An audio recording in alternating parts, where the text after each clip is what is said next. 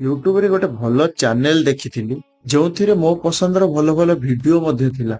हेले जे चैनल रो नाटा कोन थिला जे अरे हाँ चैनल रो ना तो मने नाही किंतु ता प्रोफाइल पिक्चर टा मोर मन अछि। केबे ना केबे तुम मानक सहित मध्य एमिति घटिथिबो।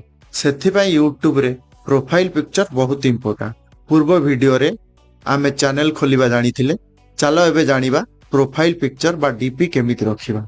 प्रथमे यूट्यूब ऐप को जाई यू ऑप्शन रे क्लिक करो। जदि तुम पाखरे यूट्यूब रो अपडेट ऐप अछि तबे एही यू ऑप्शन टी तळे आसीबो नचेत ऊपरे आसीबो। एहा परे व्यू चैनल रे क्लिक करो।